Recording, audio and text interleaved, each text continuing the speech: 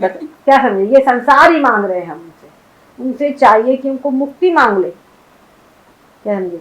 और भगवान के नाम अगर हम सच्चे हृदय से लेते हैं, भगवान का जब हमको दर्शन होता है, तभी ये वासनाएं जो होती है ये नष्ट होती है। चाहे क्रोध हो चाहे जो हो। क्रोध क्यों आता है? कामना से। हमारे मन में किसी चीज की कामना है कि ये हमारा कार्य हो जाए। अब उस कार्य को होने में जो हमारे सामने विघ्न उपस्थित करेगा उस पर क्रोध आएगा, है ना। उसी पे हमको क्रोध आएगा कि हमारे इसमें यही ऑब्स्टेकल है। चाहे हमारी शुभ कामना हो चाहे बुरी कामना हो, अशुभ कामना हो, लेकिन उस कामना में जो विघ्न उपस्थित करेगा उस पे हमको क्रोध आएगा। पक्की बात है कि नहीं? बोलो। तो अगर हमारी कामना पूरी नहीं होती है तो कामना के अड़ंगा लगाने वाले पर हमको क्रोध आता है, ठीक है ना। अच्छा, तो आप बोले कि गलती तो उसकी है, अड़ंगा क्यों लगाया? अरे हमारी कामना पूरी हो जाने दो। और कामना मान लो पूरी हो जाती है, तब क्या होता है ये भी समझो। कामना अगर पूरी हो गई तो वो सुख हमको मिलेगा। उस सुख को भोगने से हमारे अंतःकरण पे उसके संस्कार बनेंगे, ठीक है। उसके संस्कार बनेंगे और वो संस्कार भी और पुष्ट होंगे। उन संस्कारों की जो परिपक्व अवस्था है उसी का नाम है वासना, उसी का नाम है वासना। तो वो जो वासना है, उस वासना के कारण उसके मन में फिर से मैं वो चीज प्राप्त करूं, ये कामना उत्पन्न होगी। फिर से उस फल भोग को उसकी इच्छा उत्पन्न होगी, इच्छा है ना, कामना उत्पन्न होगी। फिर वो प्रयास करेगा उसको प्राप्त करने का। फिर वो वस्तु प्राप्त हुई, फिर वो वस्तु प्राप्त हुई तो फिर उसको भोगेगा, फिर उसके संस्कार बने, फिर वासना तैयार हुई, ठीक है ना। तो फिर वासना तैयार हुई तो फिर अगर इस जन्म में हो रहा है ठीक है, नहीं तो फिर उसके लिए अगला जन्म फिर धारण करो। तृष्णा कभी मिटती नहीं। समझ में आ गई? नहीं तो ये साइकिल पूरा चल रहा है, ये साइकिल चलेगा। और यदि किसी ने मतलब अड़ंगा लगा दिया तो जो अड़ंगा लगा उस पर क्रोध होगा। तो कामा क्रोधो भी जायते, और क्रोध से क्या होगा? क्रोधात भवति सम्मोह, उसे सम्मोह होगा। कौन अपना कौन पर, कोई होश नहीं है। लड़का अपना है लेकिन लगाया कनपटी पे, ये नहीं होश रहता कौन है सामने, पिता है माता है, कुछ होश नहीं रहता, कुछ भी रहता। और ये सब वृत्तियां हैं, कब क्या हो कुछ नहीं कह सकते। पानी में कब तूफान आ जाए, नाव चल रही कब तूफान आ जाए, रास्ते में चल रहे कब एक्सीडेंट हो जाए, कुछ नहीं जानते। उसी प्रकार से ये जो वृत्तियां, उनका एक्सीडेंट कब हो जाए कुछ नहीं जान सकते, है ना। तो कामात क्रोधो भी जाते, क्रोधात भवति सम्मोह, सम्मोहात स्मृति विभ्रमा। जो हमने शास्त्र पढ़े सत्संग सुना कुछ याद नहीं आएगा उस समय पर। स्मृति भ्रंशात बुद्धि नाशो, बुद्धि का नाश हो जाता है। और बुद्धि नाशात प्रणश्यति, अगर कामना पूरी नहीं हुई तो नाश है, और कामना पूरी हो गई तो भी नाश है। समझ गए कि नहीं आ गए? कामना पूरी नहीं हुई तो भी नाश है, और कामना पूरी हुई तो भी जन्म मृत्यु चक्कर है। तो कामना कहाँ से अच्छी है?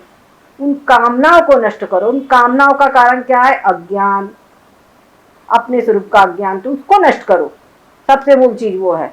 जड़ को काटो। ये पुस्तक में आप मत भटको। हमारे को समुद्र मिला है। हमारे भगवान श्री शंकर कृष्णचंद्र जी ने भी कह दिया है, निस्त्रैगुण्यो भवार्जुन, त्रैगुण्य विषया वेदास्ति त्रैगुण्यो भवार्जुन।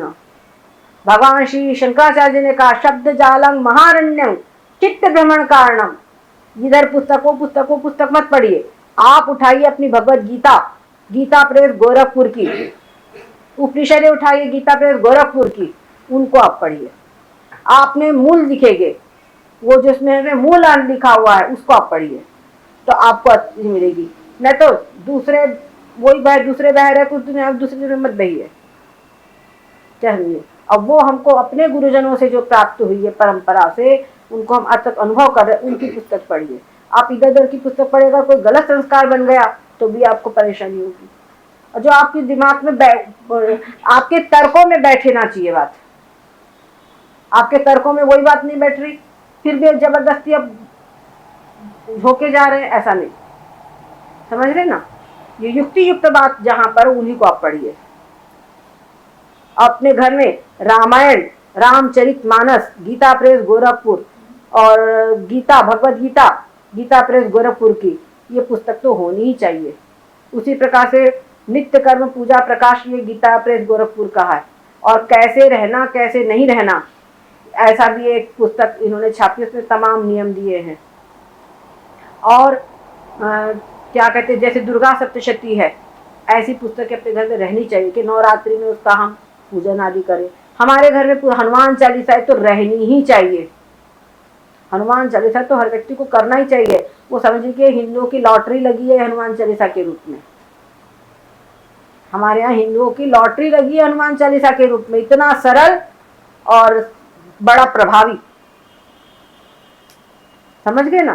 तो ये अपने घर में धारण कीजिए और इनको सब पढ़िए, आपको सद्बुद्धि रहेगी। भगवान से प्रार्थना कीजिए, मेरे को सद असद विवेक बुद्धि दो, कभी भी हमारा पैर कुपंथ पे न जावे, कोई गलत काम हम न करें। भगवान न्यायी हैं, अगर हम न्याय करेंगे तो वो अपने आप हमारा पक्ष लेंगे, और गलत करेंगे तो किसी को नहीं छोड़ने वो, चाहे सगे से सगा हो। कंस तो भगवान श्री कृष्ण के मामा थे, गलत तो नहीं बोल रहे हैं। और मामा बड़ा प्यारा होता है, लेकिन मामा को नहीं छोड़ा, है कि नहीं? तो कोई उनका अपना नहीं है, कोई पराया नहीं है। जो हमारे मतलब हम विधान के अनुसार चले, संविधान के अनुसार बराबर चले। आप कहीं आज वो होता चेकिंग होती है ना, आप बिल्कुल पहले से चलिए, मालूम है मोबाइल बंद है, जो चीज नहीं ले जाना घर में रख दो, आपको चेकिंग का कोई डर नहीं है, फटाफट आपको लाइन क्लियर मिलेगी, है ना?